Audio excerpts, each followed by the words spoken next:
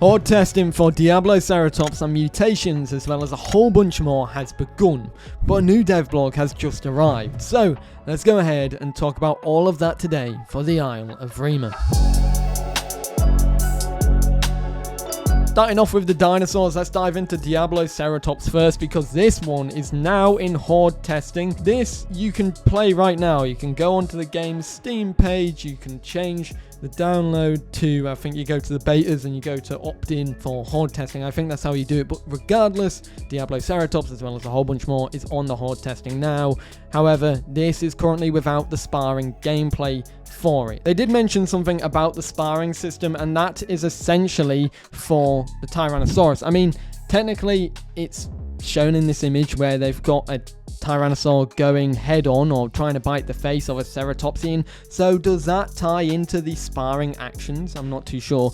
But that being said, Brian the animator has said he was also working on a lot of the sparring actions for Diabloceratops this month. A lot of these are likely going to be in the game anyways, or soon. You know, stuff like knocking heads together and, you know, the idea of what if I decided to run up behind you and shove you off a cliff, which is quite funny. I can't wait to see people doing that in game. That being said, yeah, it's finally here. Sparring currently isn't here at the moment on the hoard testing branch, but you can go check the dinosaur out right now. If you have played it, let me know what you think about it. Moving on into the next dinosaur, we have Maiasaura, which was mentioned in the closing comments where Kiss and Kitten spoke about this dinosaur and its current progress, going on to say that the dinosaur is coming along nicely and is almost complete, pending some final fixes and adjustments. This one, they went on to say, should enter the roster smoothly compared to others in the past, but it looks like Maiasaura isn't that far away, so maybe the second dinosaur could release into the game this summer after the likes of Diabloceratops, which, as I mentioned, is on that hoard testing branch. But tying back into the Maiasaura, its animations were spoke about by Brian, who said it's got a new suit of locomotion animations, both for bipedal and quadrupedal movement, and went on to say that people who played the game in the past, like veteran players, will know about a toggle where you can toggle between bipedal and the locomotion styles, which it looks like this dinosaur will be getting. Tyrannosaurus is next, and this was in discussion mainly to do with the sound design. Obviously, we have that image of it sparring or going to bite the face of a Diabloceratops, but that is a nice little image there. We do have more, and that is mainly, of course, we mainly get coal stuff, and it's mostly to do with the calls and the attacks that was worked on this month for the Tyrannosaurus, as well as concepting some classified sounds to establish its vocal palette when not performing the quintessential roars and screams. They added that they want the Rex sounds to be cohesive yet diversive and really sell the terrifying characteristics of the dinosaur. And you may be wondering, when is the dinosaur news going to end? Well, you've got two more. Technically one's an AI, but we're going into Stegosaurus because currently on the hard testing version of the game at the moment, this has a new ability, which is a power swing ability. This is something that was spoke about by Wedge because he's been working on the sounds for it as well, saying that they've also included a threatening display that plays when entering the attack stance. This includes slightly higher groans and raspier roars. This differentiates it from the warning and threatened calls that the dinosaur has, and additionally a new sound for the whip of the tail has been added. This at the moment was added in the recent hoard testing patch as well. And finally, the Psittacosaurus AI, technically to do with it, with the Psittacosaurus AI itself, the developers are adding the ability where carnivores can dig at burrows, allowing you to dig up the AI.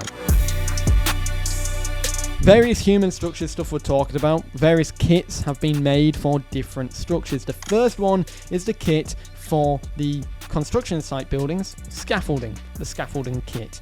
They've basically made this so it's one of those things where it features a lot of parts and quick connections, so it's very modular. Good for construction site building. You can change a lot. They talked about this modular system. You can change the colors and shapes based on your desire for the tarps and stuff like that. So that's really good to know. The image that they showcased looked gorgeous, by the way. That being said, they also did mention additionally new habitation enclosures which will be featured soon in the game, which also have part of their kit extended in other areas of the island. The last picture kind of reminded me of Backrooms level, and I really hope we don't get the Isle Backrooms edition. But that being said, there are various images of this buildings in the zone. They have several types of entries, including ones for humans, you know, doors and large bulkheads that will fit with the guts. The shapes and the fence itself have gotten to a steady point, and you can already see where some locations will be able to connect to this. When it comes to programming, Amarak said one of the biggest things, and this once again is available on the hoard testing branch, is some updates and improvements to UI, Archon, and AI. Now, the main thing that I want to talk about, we already spoke about the AI, but Archon, because they've added a bunch of server commands for real-time modification of server configuration, which includes whitelisting, enabling or disabling, add or remove whitelist IDs, toggling AI on or off, setting disallowed AI classes, setting the AI density, toggling global chat on or off, toggling humans on or off. And that's pretty much that at the moment. Now I want to quickly mention the hoard test, because the hoard test is now on the Isle and you can play it now. Of course, I've said that many times already, but they've added quite a few stuff in the initial branch of the hoard test, and they added some stuff recently, which is on the screen here. But this is the stuff that they added straight away. They've enabled Diabloceratops, Spire Mechanic is disabled. Enabled base mutation system, added button to manually hide UI on skin customizer, added new way for players to open corpses, tap E input 3 times. This is disabled for Dinosaurs, however. They've added Dilophosaurus pattern C, added Stegosaurus power swing attack, added salt licks to the scent compass, re-enabled prototype human pawn, added different struggle animations for the goat, chicken, and turtle AI when being lunged by a Dinosaurus, added new ability to all carnivores who dig at rabbit burrows, and added new Archon commands. Hoard testing is still ongoing, by the way. You can go ahead and test it now. As I've mentioned, I should hopefully be hopping in and testing this on Thursday, if it's still going on. That being said, let's go to the closing comments, shall we? At the end of the devblog was Kiss and Kitten's comments. As always, the closing comments for the devblogs. And they said this, they went on to say this. The rest of the team have primarily covered the broad strokes of what we've been up to this month. There's going to be new stuff showing up seemingly randomly almost everywhere. From new locations to animations, polishing of movements, mechanic adjustments, night vision changes, and more. There are open body animations in hoard testing that replaced the temporary bites that were previously used as a band-aid for the feature, and the Gallimimus and Stegosaurus have new content, as well as the addition of Diabloceratops.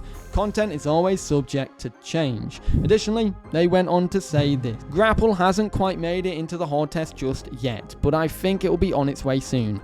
When it gets into your hands, gather an Omniraptor pack and start punching up. The feature aims to ensure size and strength alone do not make an animal imperious to its persistent and coordinated pack effort. Stegosaurus and Diabloceratops are formidable opponents, but will have reasons to fear barks in the distance. So, Utahraptor, or Omniraptor is what it's called now, is going to be getting a lot more love soon once that grapple ability is brought about.